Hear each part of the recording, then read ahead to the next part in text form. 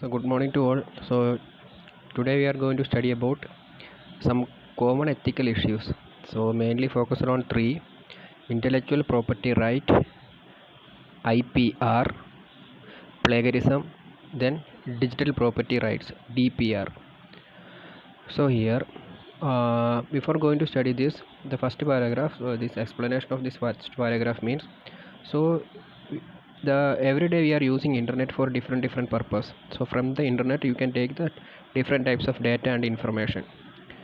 So all the data is created by someone else, or you can upload your own data. For example, if you upload your picture, or if you are upload any music, or if you are upload anything, any story that created by you, so this is your personal property. So all the property that is stored digitally is called digital property. So it may be your Facebook account, it may be your WhatsApp account, means not WhatsApp, it may be your yes, WhatsApp account, also WhatsApp account, it may be your Instagram account, it may be a post, it may be a picture, profile picture. So all are digital properties.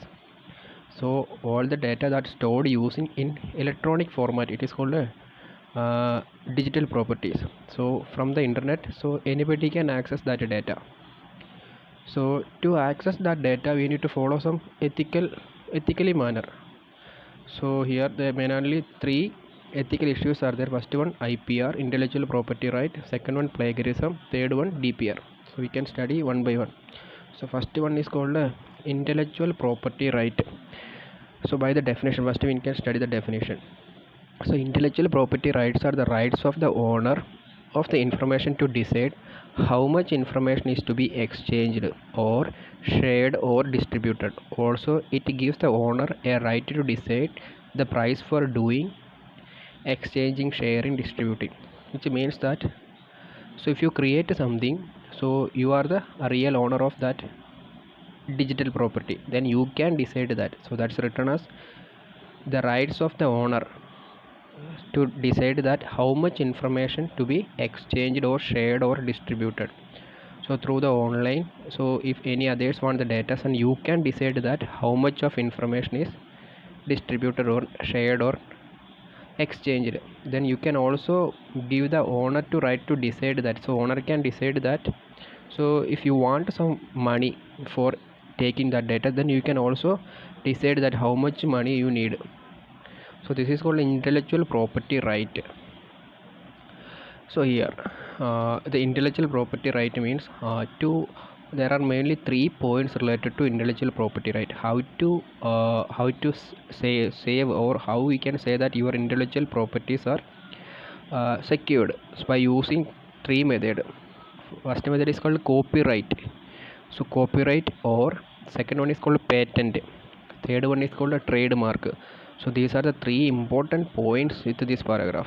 So how to we can secure our intellectual property rights by using a trademark, patent, then copyright. So copyright means for example, if you create one video, or if you write anything, or if you are making any music composition, so you can take the copyright. So copyright, once you get that copyright, no others can take your data. So if anybody can if anybody want to take your data, so they must be get that means from your, which means that first they come to meet you, and they can take the permission from you. That is called a copyright. Second one is called patent. Patent is almost same. So patent is normally used for any, like any stories. So for example, better example is cinema stories, movie stories. First to that the story writer or script writer write the story, then he moved to take the patent. So if you take the patent, no others can that direct that particular movie. That is called a patent. So third one is called a trademark. A trademark is nothing but a symbol. Symbol means like logos. For example, Adidas or Puma, then Louis Philippe LP, then Peter England. They are following some logos are there. So that logo is unique.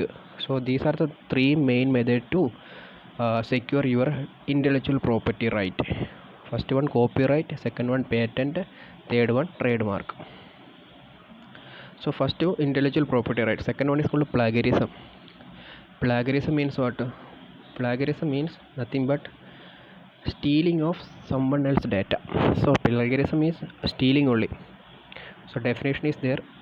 So plagiarism is the stealing of someone else's intellectual work and representing it as your work without giving any citation, which means that for example if you you want to write one paragraph, or you want to write one paper in order to publish on internet.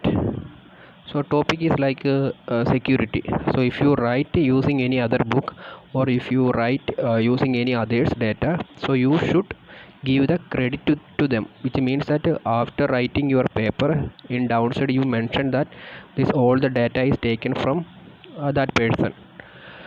So otherwise it is called a plagiarism. So it is clearly that the plagiarism is stealing. So you take that someone else intellectual work, others work or idea, any literature work, like any literacy work like academic or anything, any idea, and you represent at as your work. So that is called plagiarism. So if you give that proper citation is nothing but give the credit to the real owner.